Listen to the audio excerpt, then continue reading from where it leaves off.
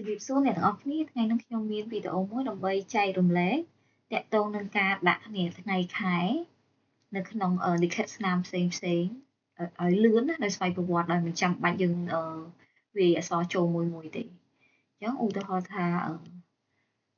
កន្លែងនេះឃើញទេយើងចង់ដាក់អាហ្នឹងដោយស្វ័យប្រវត្តិយើងដើម្បីដាក់អាហ្នឹងបានគឺយើងចូលនៅក្នុងខ្មែរ date នេះដែរដើម្បីឲ្យបានខ្មែរ date ហ្នឹងគឺបន្តិចទៀតខ្ញុំនឹងបង្ហាញអ្នកនរគ្នាយើងចូលកន្លែងខ្មែរ date ហើយយើងរើសថ្ងៃខែឆ្នាំមកឧទាហរណ៍ថានៅក្នុងនេះ2020មែនទេយើងយក2020ខែមករាថ្ងៃទី8ហើយខ្ញុំចុចបំលែងអូខេវាគ្រាន់តែរេអញ្ចឹងសល់ប្រហែលយើងអាច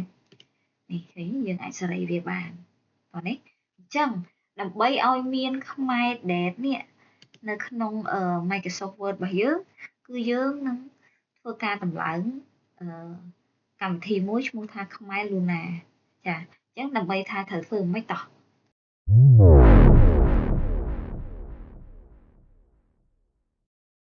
អញ្ចឹងដើម្បីយើងអាចទៅ add ខ្មែរ Luna ចូលទៅក្នុង Microsoft Word របស់យើងបានអញ្ចឹងយើងត្រូវ download software ហ្នឹងអញ្ចឹងចាំតាក់ទងនឹង software ហ្នឹងចាំដាក់ link នៅក្នុង description ណាឥឡូវខ្ញុំមានហើយខ្ញុំមានខ្មែរ Luna setup នេះពេលយើង download មកវារត់ចូលមកកន្លែងហ្នឹងអញ្ចឹងយើង double click ទៅលើកម្មវិធីហ្នឹងមកយើងចុចយក yes យើងចុច accept license មកហើយចុច next យើងចុច next តាមវាមកអីទេហើយចុច install ហើយចុច finish អញ្ចឹងយើងបានតម្លើង Luna នឹងហើយអញ្ចឹងដើម្បីចូលប្រើវាបើក Microsoft Word របស់យើងមកអូខេយក blank document មក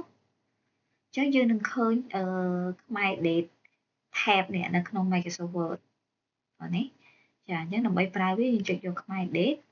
ហើយយើងរើសថ្ងៃឆ្នាំខែថ្ងៃមកយើងចុចបើសិនថ្ងៃហ្នឹងយើងក៏ចុចយកថ្ងៃនេះមកអញ្ចឹងវាលោតមកហើយឃើញទេវាលោតមកហើយយើងសេរីវានៅកណ្ដាលក៏បាននៅខាងស្ដាំក៏បានអាស្រ័យលើយើងហើយមួយទៀតយើងអត់ចង់ដាក់វាអញ្ចឹងហើយយើងចង់ insert វានៅក្នុង text box យើងចុចយក text box យើងមកយើងលុបអក្សរហ្នឹងមកហើយយើងចុចនេះខ្មែរ date នេះមកយើងយកថ្ងៃនេះយើងសេរី text box របស់យើងមកដល់នេះអូខេឬក៏យើងខ្មែរ date ហ្នឹងមិនមែនថ្ងៃហ្នឹងទេថ្ងៃផ្សេងឧទាហរណ៍ថ្ងៃពីម្សិលមិញយើងចុចរើសថ្ងៃមកឬក៏ខែផ្សេងឧទាហរណ៍ខែមេសាចឹងតែយើងយកបំលែងយើងកុំចុចយកថ្ងៃនេះគឺថ្ងៃហ្នឹងយើងចុចយកបំលែងមកយើងនឹងបានខ្មែរ date របស់យើងគឺនៅថ្ងៃអង្គារណាថ្ងៃទី7ខែមេសាហ្នឹងដោយស្វ័យប្រវត្តិយើងអត់ពិបាកអង្គុយវាយមួយទេចាអូខេអរគុណច្រើនអ្នកទាំងអស់គ្នាហើយចំពោះកម្មវិធីហ្នឹងចាំមើលនៅក្នុង link description មកហើយបើសិនជាអ្នកទាំងអស់គ្នាមានបញ្ហា error ក្នុងការតម្លើងអីអាច comment នៅខាងក្រោមបានណាចាអរគុណច្រើន